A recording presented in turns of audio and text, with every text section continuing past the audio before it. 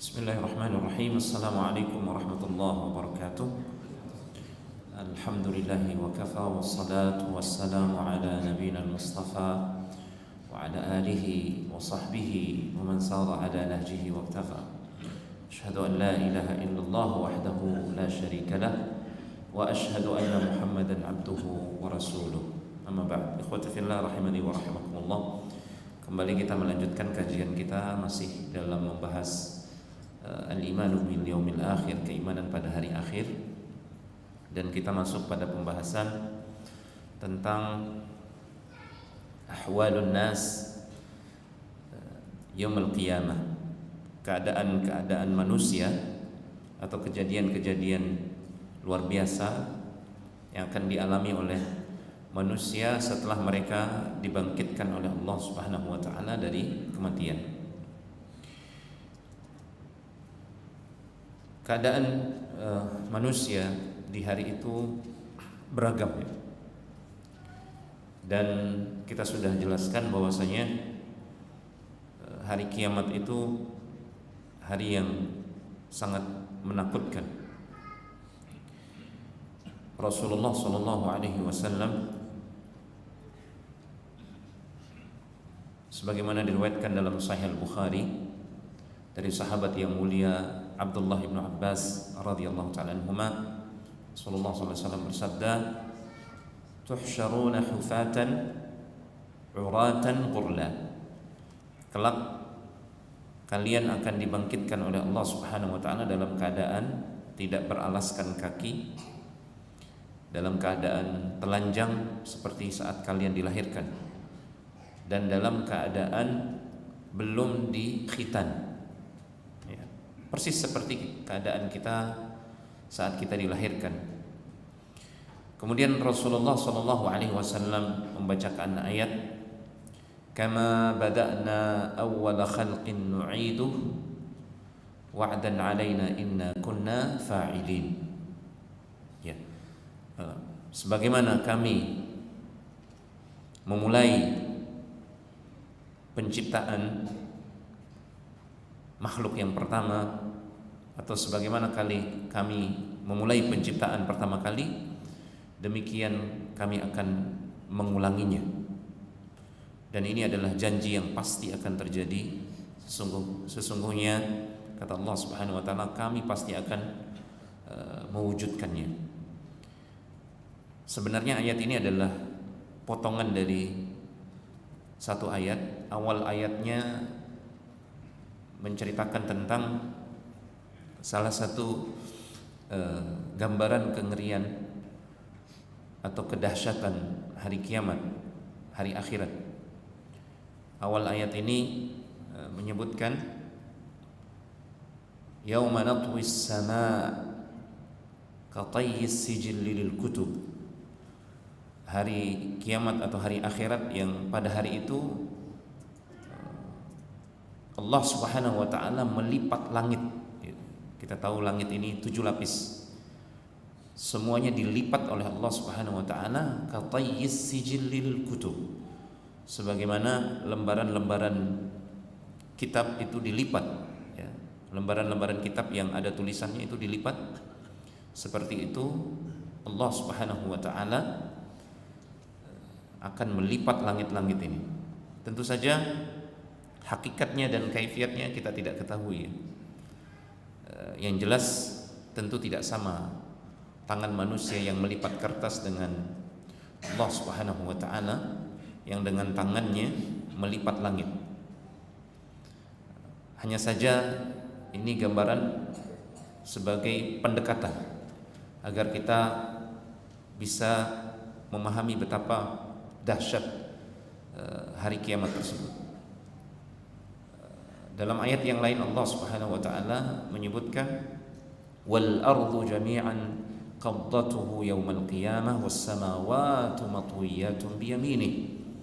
Pada hari itu bumi ini seluruhnya dalam genggaman Allah Subhanahu wa taala, dan langit-langit dilipat oleh Allah Subhanahu wa taala dengan tangan kanannya. Walillahil mathalul a'la wa laysa kamitslihi syai' wa huwas samiul basir. tentu tidak ada yang serupa dengan Allah Subhanahu wa taala, tidak ada yang setara dan semisal dengannya. Maka tentu tidak sama tangan Allah Subhanahu wa taala yang melipat langit, tentu tidak akan pernah sama dengan tangan makhluk yang kerdil dan lemah. Hanya saja ini gambaran betapa dahsyatnya hari itu Allah Subhanahu wa taala melipat langit ini, kemudian menggantinya dengan langit yang lain sebagaimana disebutkan dalam ayat yang lain. Yauma tubaddalul ardu ghairal ardi was samawat. Pada hari ketika bumi ini diganti oleh Allah Subhanahu wa taala dengan penampakan bumi yang lain, tidak seperti yang kita lihat saat ini. Dan hari itu langit juga diganti oleh Allah Subhanahu wa taala dengan penampakan langit yang lain, tidak seperti langit yang kita lihat saat ini. Barulah kemudian Allah menyebutkan kama bada'na awwala khalqin nu'idu, sebagaimana kami memulai penciptaan yang pertama, maka demikian pula kami akan mengulanginya. Dan Allah Subhanahu wa taala Maha kuasa untuk mewujudkan hal tersebut. Ya. Para ulama ahli tafsir ketika menjelaskan makna kama bada'na awwala khalqin nu'idu, maksudnya adalah Allah Subhanahu wa taala akan membangkitkan kita dalam keadaan seperti ketika kita dilahirkan, ya, tanpa pakaian dan dalam keadaan belum dikhitan, ya, persis seperti yang dikabarkan oleh Rasulullah SAW, tuhsyaruna hufatan uratan ghurla, kelak kalian akan dibangkitkan dalam keadaan tidak beralaskan kaki, dalam keadaan telanjang dan belum dikhitan. Kemudian Rasulullah SAW menceritakan tentang salah satu kejadian di hari tersebut. Beliau bersabda, fa awwalu man yuksa Ibrahim. Bukan berarti kelak ketika manusia dibangkitkan, ya, memang betul mereka dibangkitkan dalam keadaan telanjang, tapi bukan berarti telanjang seterusnya, ya. Karena dalam hadis ini Allah menjelaskan orang pertama atau manusia pertama yang akan diberikan pakaian oleh Allah Subhanahu wa taala adalah Nabi Ibrahim. Nabi Ibrahim alaihissalam. Ya. Tentu Nabi kita juga yang mulia alaihi salatu wassalam akan diberikan pakaian kemuliaan oleh Allah Subhanahu wa taala. Namun yang pertama akan diberikan pakaian adalah Nabi Ibrahim alaihissalam. Ini disebutkan dalam Sahih Al-Bukhari. Dalam hadis yang lain riwayat Aisyah radhiyallahu taala anha, Aisyah ketika mendengarkan penjelasan Rasulullah SAW bahwasanya manusia nanti akan dikumpulkan, dibangkitkan kemudian dikumpulkan dalam keadaan telanjang, maka Aisyah heran. Maka beliau bertanya, ya Rasulullah, wahai Rasulullah SAW, an-nisa'u war-rijalu jami'an yanzuru ba'duhum ila ba'd. Laki-laki, wanita semua akan dikumpulkan wahai Rasulullah dalam keadaan telanjang. Mereka akan saling melihat satu sama lain. Maka Rasulullah SAW menjawab, ya Aisyah, al-amru ashaddu min an yanzura ba'duhum li ba'd atau ila ba'd. Wahai Aisyah, keadaan di hari itu sangat dahsyat, ya. Lebih dahsyat daripada keadaan seseorang yang mengambil kesempatan untuk melihat aurat orang lain. Orang tidak akan kepikiran untuk saling lihat, sekalipun manusia pada hari itu dibangkitkan dalam keadaan telanjang, saking menakutkannya hari tersebut. Ini makna firman Allah Subhanahu wa taala, likulli imri'in minhum yawma idzin sya'nu yughni. Setiap orang pada hari itu punya urusannya masing-masing, dan dia sibuk dengan urusannya masing-masing, sibuk bagaimana caranya bisa selamat, ya. Dan itu sebabnya Al-Quran juga menyebutkan orang-orang akan lari pada hari tersebut. Yauma yafirrul mar'u min akhihi wa ummihi wa abihi wa sahibatihi wa bani. Hari ketika seseorang lari dari saudaranya, lari dari ibunya, lari dari anak-anaknya. Ya, karena semua orang sibuk dengan urusannya masing-masing. Ya, nafsi. Taib. Kemudian di antara kejadian luar biasa pada hari tersebut disebutkan dalam hadis yang sahih dalam Sahih Muslim dari sahabat yang mulia Al-Miqdad bin Amr ibn al-Aswad radhiyallahu ta'ala anhu. Rasulullah sallallahu alaihi wasallam bersabda, "Tudna asy-syamsu yaumal qiyamati minal khalq." Di hari tersebut matahari akan didekatkan kepada manusia hatta takuna minhum kamiqdari milin, sampai jaraknya itu sama dengan jarak 1 mil. Jadi mil itu bahasa Arab jemaah sekalian, dan dihitung oleh para ulama memang jaraknya sekitar 1, sekian kilometer. Ya. Jadi mil, istilah mil itu sudah dikenal di zaman Rasulullah SAW, dan para ulama mengukurnya jaraknya memang sekitar 1 kilometer sekian. Qala Sulaim ibnu Amir, salah seorang perawi dari hadis ini yang bernama Sulaim bin Amir, ketika meriwayatkan hadis ini, beliau mengatakan, beliau memberikan komentar, fa wallahi, demi Allah, ma adri ma ya'ni bil mil, saya tidak tahu apa yang dimaksudkan dengan jarak mil. Ya, 1 mil ini maksudnya apa gitu. Karena dia memiliki beberapa makna. Mil ini memiliki beberapa makna. Di sini disebutkan 2 makna. Amasafatal ardi, apakah yang dimaksudkan oleh Rasulullah mil di sini jarak di bumi, yakni 1 mil yang jaraknya sekitar 1, sekian kilometer. Amil mil alladhi tuktahanu bihil ainu, ataukah mil yang dimaksudkan seukuran alat yang digunakan untuk bercelak. Jadi di zaman dulu ada alat yang namanya mil juga, digunakan untuk bercelak. Apakah itu yang dimaksudkan? Saya tidak tahu. Yang jelas makna mil mereka faham, maknanya bisa bermakna jarak atau bisa bermakna alat yang digunakan untuk bercelak. Qala, maka Rasulullah SAW kemudian bersabda, fayakunun nasu ala qadri a'malihim fil araq. Manusia ketika itu berkeringat semuanya, bercucuran. Kondisi mereka, ada yang tenggelam dengan keringatnya, itu sesuai dengan amal mereka ketika di dunia. Faminhum man yakunu ila ka'baihi, ada di antara mereka yang tenggelam hanya sebatas kaki mereka, kedua tumit mereka. Wa minhum man yakunu ila rukbatayhi, ada yang tenggelam dalam keringatnya sampai kedua lututnya. Wa minhum man yakunu ila hiqwaihi, ada yang sampai separuh badan. Wa minhum man yuljimuhul araqu iljama, ada yang sampai megap-megap gitu, sampai ke mulutnya, tenggelam dalam keringatnya. Kalau ditanyakan di saat itu kan manusia dikumpulkan di tempat yang sama, di tempat yang datar, tidak ada lembah, tidak ada bukit, tidak ada pegunungan. Bagaimana kok bisa masing-masing manusia itu tenggelam dalam keringatnya berbeda-beda? Ya, kalau satu tenggelam, kenapa nggak tenggelam semua? Kan buminya datar. Ingat prinsip yang pernah kita jelaskan sebelumnya.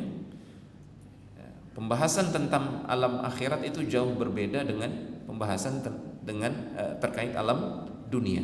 Alam akhirat itu alam yang betul-betul berbeda, alam gaib.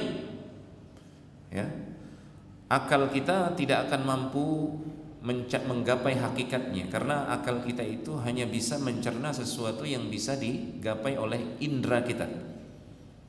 Ya, indera penglihatan kita, pendengaran kita. Hanya itu yang bisa dibayangkan, dicerna oleh akal kita. Lebih dari itu maka tidak bisa dijangkau oleh akal kita. Nah, maka disinilah letaknya keimanan. Di sini iman kita diuji. Ya, apakah kita lebih mendahulukan wahyu Allah Subhanahu wa taala, dalil yang sahih yang bersumber dari Rasulullah sallallahu alaihi wasallam, ataukah akal kita yang serba terbatas. Baik. Kemudian yang jelas Allah Subhanahu wa taala Maha Kuasa, ya, mengumpulkan manusia di satu tempat yang sama, namun mereka tenggelam dalam keringatnya berbeda-beda sesuai dengan kadar amal mereka ketika di dunia. Qala Rasulullah sallallahu alaihi wasallam kemudian memberikan isyarat, wa asyara Rasulullah sallallahu alaihi wasallam biyadihi ila fihi. Rasulullah sallallahu alaihi wasallam memberikan isyarat ke mulutnya begini. Ada manusia yang akan menggap-menggap, ya, tenggelam sampai mulutnya.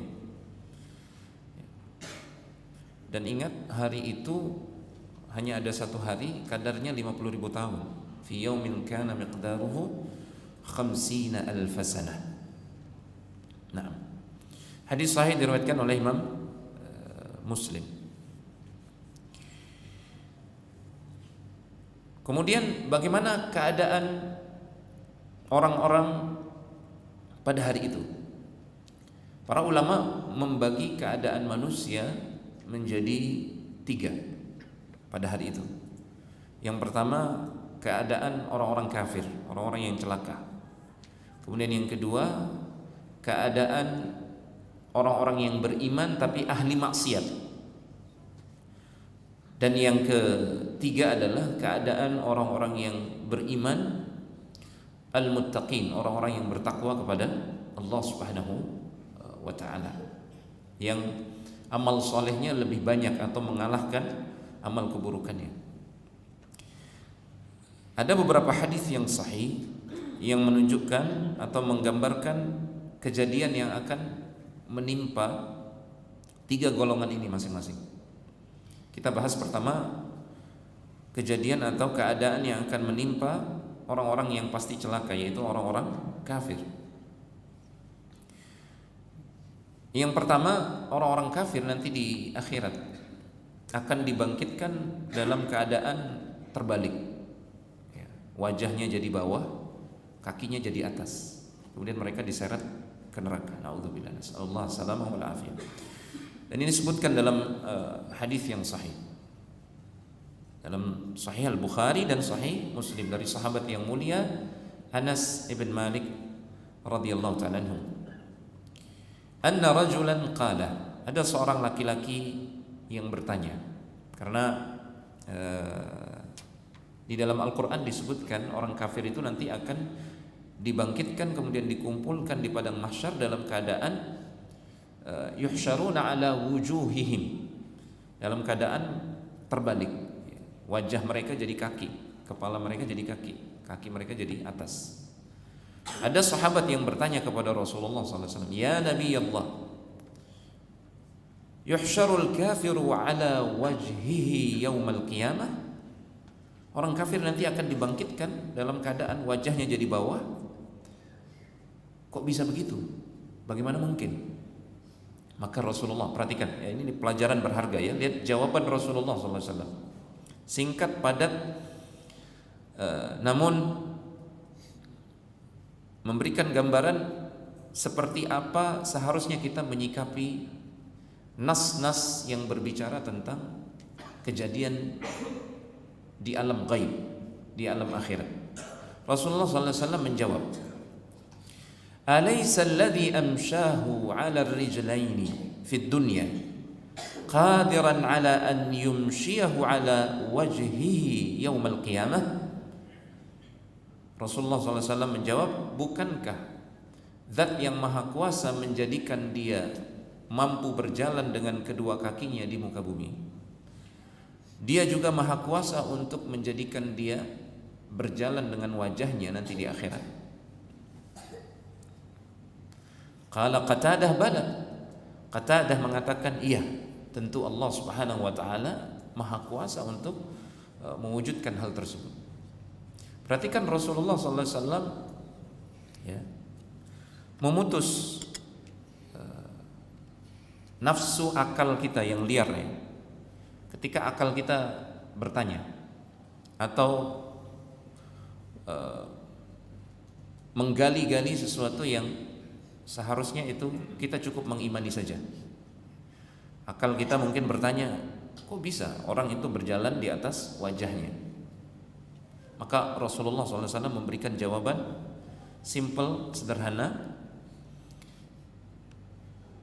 Allah Subhanahu wa taala yang Maha Kuasa menjadikan makhluknya berdiri di atas dua kaki dan berjalan di atas dua kaki, tentunya Dia Maha Kuasa untuk menjadikan makhluknya nanti di akhirat berjalan di atas wajahnya. Terkait bagaimana caranya, bagaimana mungkin itu terjadi, wallahu taala a'lam bishawab. Yang jelas kita wajib mengimani Allah Maha Kuasa untuk mewujudkan hal tersebut.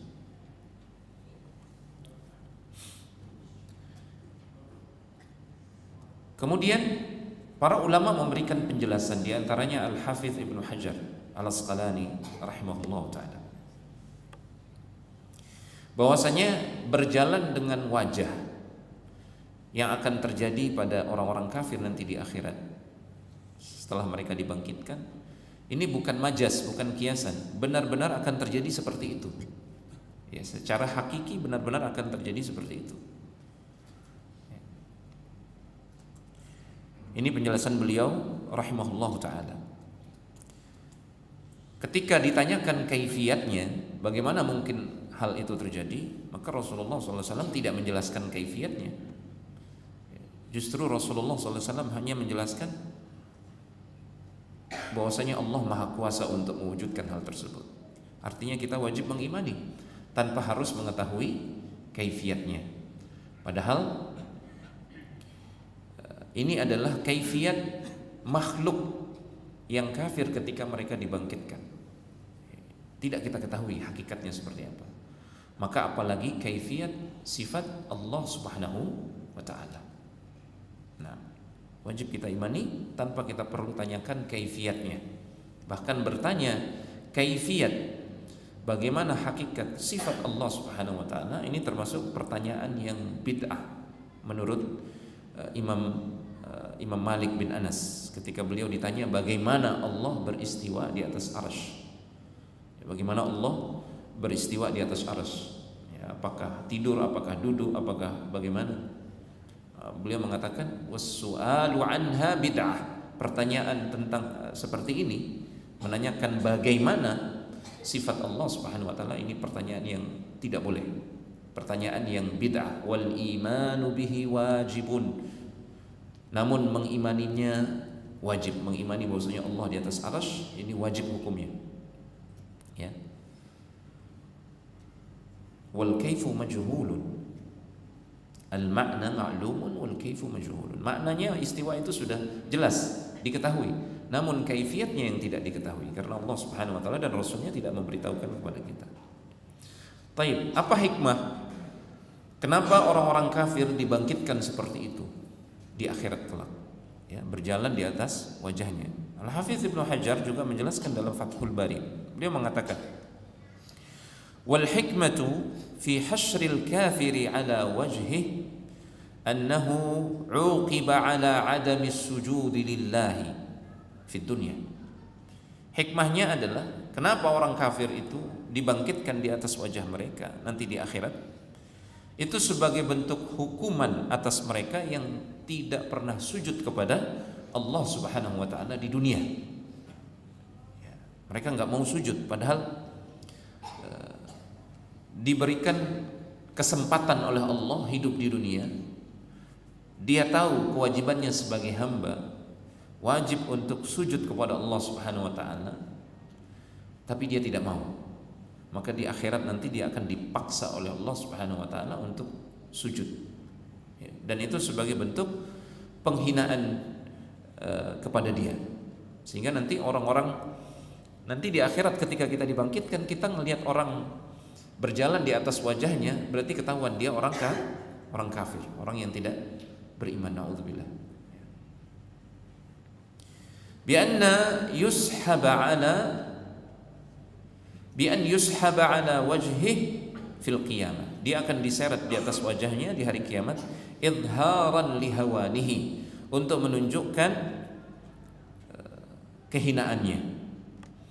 Bihaitsu sara wajhuhu makana yadihi wa rijluhu fit tawaqqi 'anil mu'thiyati.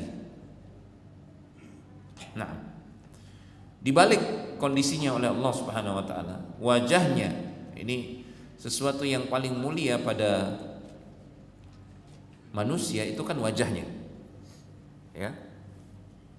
Orang Arab itu menggambarkan kemuliaan seseorang itu dengan wajahnya.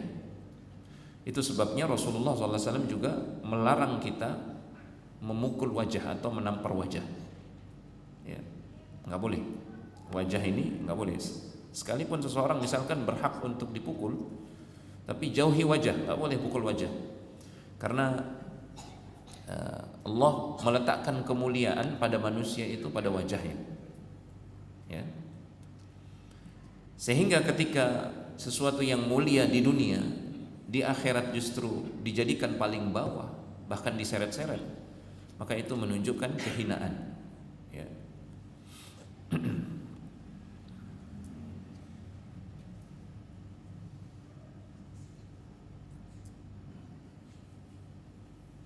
Kemudian di antara keadaan manusia di hari itu, orang-orang yang sombong, khususnya orang-orang yang mutakabbir, mereka dibangkitkan oleh Allah seperti semut yang kerdil dalam wujud manusia. Wujudnya manusia tapi kerdil seperti semut. Mereka kelak akan diinjak-injak oleh manusia. Sallallahu alaihi wasallam. Dan ini berdasarkan hadis yang sahih, disebutkan oleh Imam Al-Bukhari dalam Al-Adab Al-Mufrad, diriwayatkan oleh At-Tirmidzi. Kemudian At-Tirmidzi mengatakan hadis ini hasan sahih. Amr ibn Shu'aib an abihi an jaddihi anna Rasulullah sallallahu alaihi wasallam qala, Rasulullah sallallahu alaihi wasallam pernah bersabda, yuhsyarul mutakabbiruna yaumal qiyamati amthal adh-dharr. Kelak di hari kiamat, orang-orang yang sombong di muka bumi akan dibangkitkan amthaludz dzar, seperti semut yang paling kecil, yang kerdil, fi suwarir rijal, namun dalam wujud manusia, dalam wujud manusia. Yaghshahumudzul min kulli makan, mereka diliputi oleh kehinaan dari semua sisi. Disebutkan juga yata'uhu an-nas, orang-orang akan menginjak-injak dia nanti di akhirat. Karena di dunia mereka meninggikan diri di hadapan Allah Subhanahu wa taala dan di hadapan hamba-hamba Allah yang lain, maka Allah di akhirat justru menjadikan dia kondisinya sebaliknya, dijadikan dia itu kerdil, hina, diinjak-injak oleh manusia.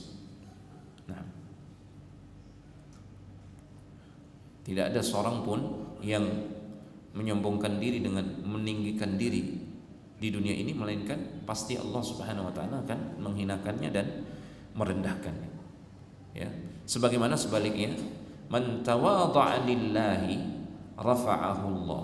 Siapa yang merendahkan diri di hadapan Allah Subhanahu wa taala, maka Allah akan meninggikan derajatnya di hadapan manusia. Jadi kondisi di akhirat, di hari kiamat itu banyak hal yang akan kita lihat. Ya. Ada manusia yang diseret di atas wajahnya, ada manusia yang kerdil seperti semut.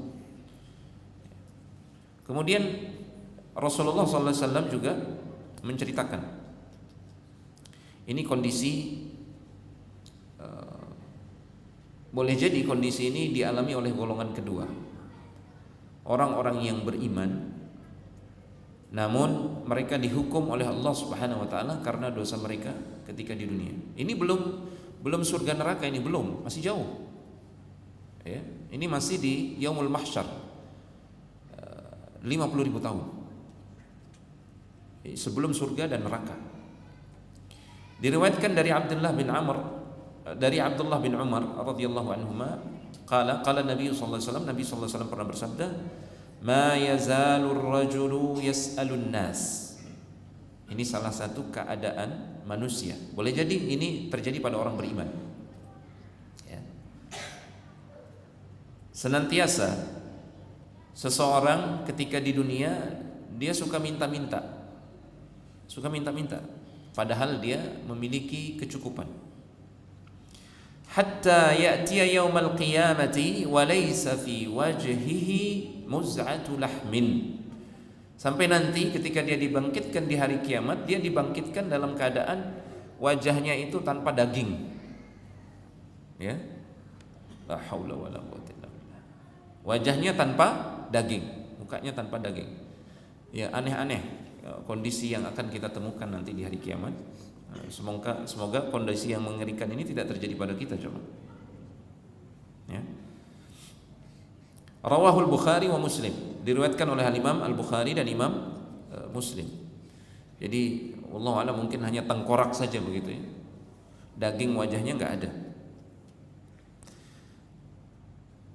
Wallahu a'lam, ini hukuman bagi orang-orang yang suka minta-minta padahal dia mampu atau berkecukupan. Ini gambaran orang yang urat malunya sudah hilang. Padahal Rasulullah SAW mengatakan al-haya'u minal iman. Rasa malu yang mencegah seseorang dari keburukan itu termasuk keimanan. Ya. Malunya udah hilang sehingga dia tidak malu-malu merendahkan diri kepada makhluk, kepada manusia yang lain dengan meminta-minta. Apalagi kalau dia dalam kondisi cukup misalkan. Ya. Sehingga nanti juga dia akan dipermalukan oleh Allah Subhanahu wa taala. Dipermalukan. Dihilangkan daging di wajahnya. Sallallahu alaihi wasallam, sehingga orang-orang pada tahu, oh, ini orang yang suka minta-minta ketika di dunia padahal dia mampu. Ya. Hadis ini juga dijadikan dalil oleh sebagian ulama yang mengharamkan minta-minta. At-tasawwul. Haram hukumnya minta-minta, kecuali dalam kondisi darurat. Para ulama mencontohkan kondisi darurat, misalkan orang yang kebakaran rumahnya, dia hilang pakaian, semuanya hilang. Ini kondisi orang baru boleh dia minta-minta. Ya. Apa istilahnya minta-mintanya? Ngemis ya, jadi pengemis. Itu pun para ulama mengatakan kalau dia sudah diberikan pakaian, kemudian diberikan bekal untuk hidup, bisa menyambung hidupnya, tidak boleh lagi dia minta-minta. Sampai seperti itu. Berdasarkan hadis ini dan juga berdasarkan keumuman hadis Rasulullah SAW, idza sa'alta fas'alillah. Kalau engkau mau minta sesuatu, jangan minta kepada makhluk, mintalah kepada Allah Subhanahu wa taala. Wa idza sta'anta fasta'in billah. Jika engkau meminta pertolongan, mintalah pertolongan kepada Allah Subhanahu wa taala. Jangan minta kepada makhluk. Ya. Meminta-minta kepada makhluk itu para ulama mengatakan gambaran lemahnya tauhid seseorang di dalam hati. Nauzubillah. Dalam riwayat yang lain ada tambahan lafaz yang menjelaskan orang-orang yang kriteria orang-orang yang diazab seperti ini nanti ketika di akhirat, yaitu orang-orang yang man sa'ala walahu ma yughnihi, orang yang minta-minta padahal dia punya sesuatu yang mencukupi dia, padahal dia berkecukupan. Ya, tidak harus kaya, dia cukup, itu nggak boleh dia minta-minta.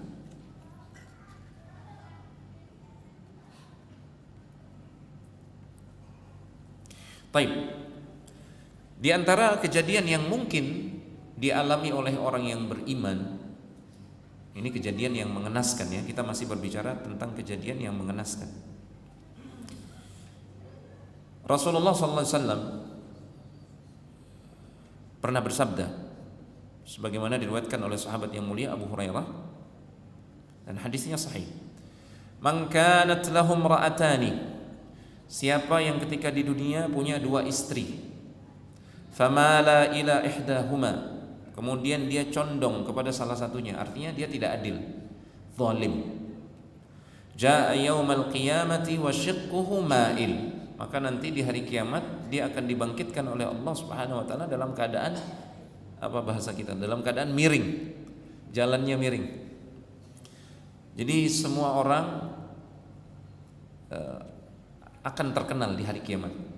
Kita ini semua akan terkenal, tapi entah kita ini akan terkenal baiknya atau terkenal buruknya. Semuanya akan ditampakkan oleh Allah Subhanahu wa taala. Ya.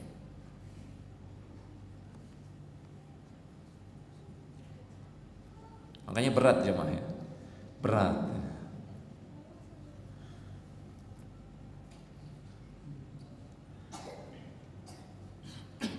Dalam hadis yang lain Rasulullah SAW bersabda tentang kejadian mengenaskan yang akan dialami oleh beberapa orang, dan ini bisa jadi terjadi menimpa orang yang beriman, orang muslim, bukan hanya orang kafir. Orang muslim bisa kena kejadian ini nanti di akhirat.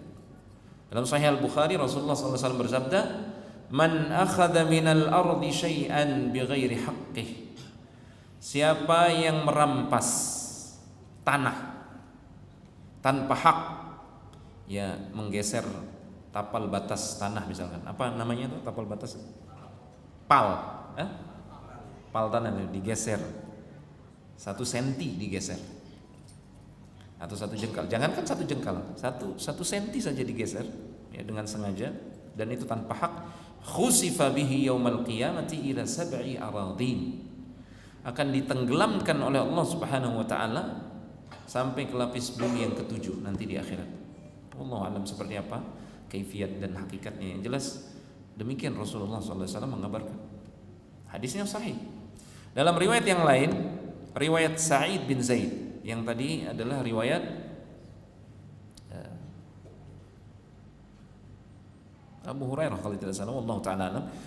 Dalam riwayat Sa'id bin Zaid disebutkan, man zalama minal ardi syai'an tuwiqahu min 7 aradin, rawahul Bukhari dan wa Muslim. Siapa yang mengambil, merampas tanah orang lain tanpa hak,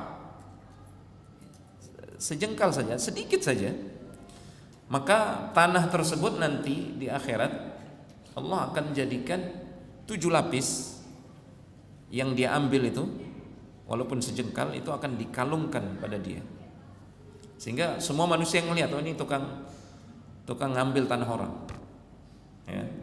Maka hati-hati, bertobatlah orang-orang yang zalim, mengambil atau merampas tanah orang lain, milik orang lain, entah itu dengan menggeser tapal batas tanah, atau dengan merubah sertifikat ya, atau membuat sertifikat ganda. Naudzubillah ya. Ini keadaan orang-orang yang mengalami keadaan mengenaskan. Ada lagi, saya bawakan satu lagi ya. Keadaan orang-orang yang tidak bayar zakat disebutkan dalam hadis yang sahih.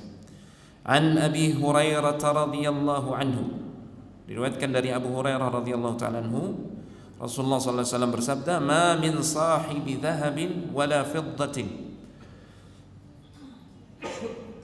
tidaklah seseorang yang memiliki harta emas ataupun perak atau mata uang, karena dulu emas dan perak ini adalah mata uang ya. La yuaddi minha haqqaha, yang dia tidak tunaikan zakatnya, illa idza kana yaumul qiyamah, melainkan nanti di hari kiamat, suffihat lahu safaihu min nari, maka nanti ada lempengan yang akan dibakar di neraka. lempengan logam ya. Fa uhmiya 'alaiha fi nari jahannam, dibakar di neraka jahannam, fayukwa biha jambuhu wa jabinuhu wa dhahruhu. Kemudian nanti itu yang digunakan untuk menyetrika lambungnya, punggungnya dan keningnya, disetrika.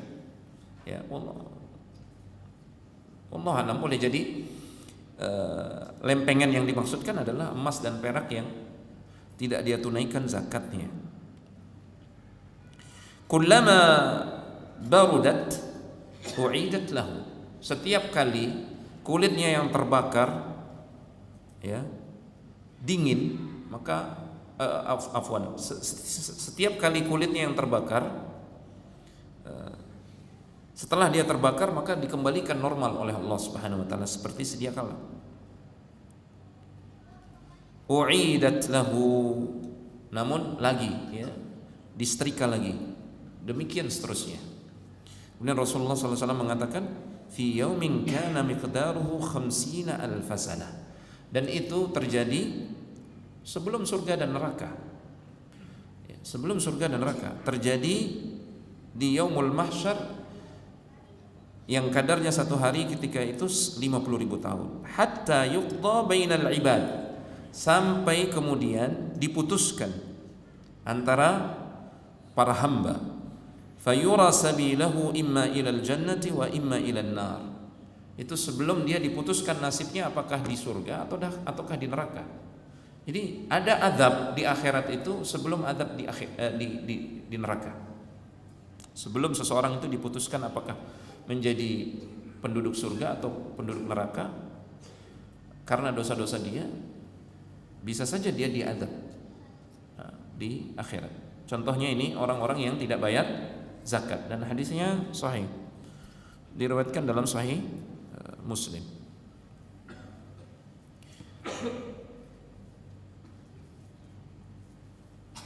Sudah masuk waktu Isya? Sudah.